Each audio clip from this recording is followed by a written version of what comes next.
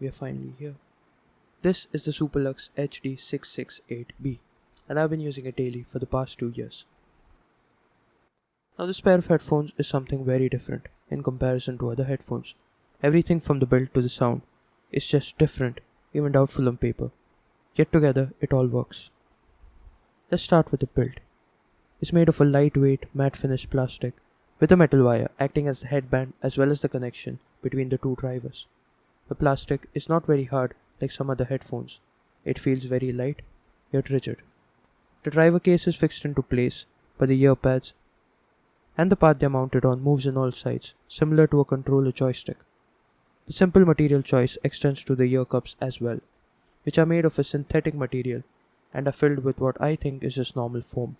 It doesn't act like memory foam, nor is it very soft. Similarly, the self-adjusting headband too is made of a smooth synthetic material.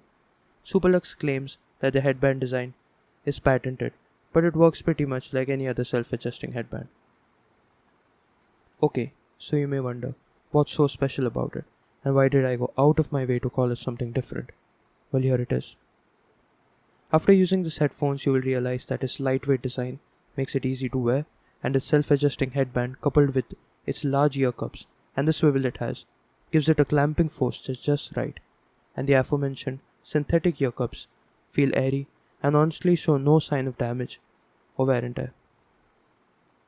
In fact, the only damage I managed to cause over 2 years and a handful of drops later is this sort of crack on the coating of the wire of the headband. So these cans can really stand the test of time. Now, talking about the sound signature, the way these headphones sound, that is, and they sound accurate. Not accurate in the sense that they are flat, but accurate in the sense that the audio feels very natural.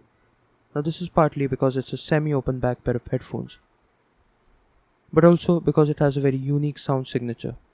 The first thing you will notice is that it's not a flat sounding headphone, rather just a very clear sounding headphone. And that's because the treble on these is to the higher side and the bass to the lower, and what that does is it makes it suitable for bass heavy content while not sacrificing the top end and just detail in general. To help understand this better, let's look at a real life use of this.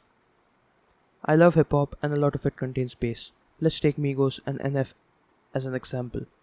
Migos has very bass heavy beats and NF has very cinematic beats.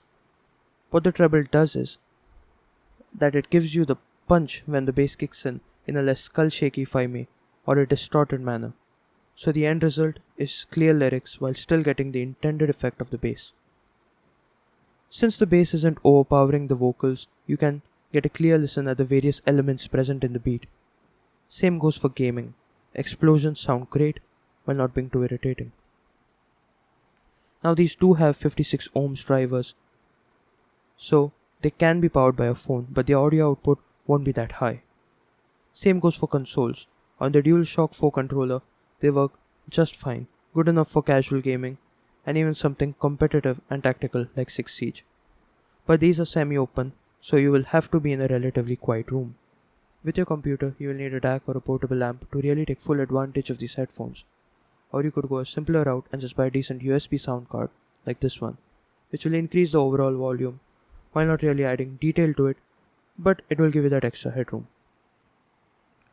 I've been using these on and off since I can remember, and they have never let me down. In fact, I've adjusted my speaker's amp to sound just like them by simply dialing the bass back and increasing the treble. And the only negative aspects to these headphones is their fluctuating price. They can be under $50, over $50, you really can't say. There's even an updated version of these built from glossy plastic, and which have a more traditional self-adjusting headband design. But their price too fluctuates all the time. And finally, these are my primary cans, and I really want to upgrade. But considering the advantage these have with its built-in sound, I really don't think a minor price bump in the budget will help me. In fact, I think to get a considerable performance bump, I may have to look at headphones in the $200, $250, maybe even $300 price range. So well, that's it. This is me, and see you later.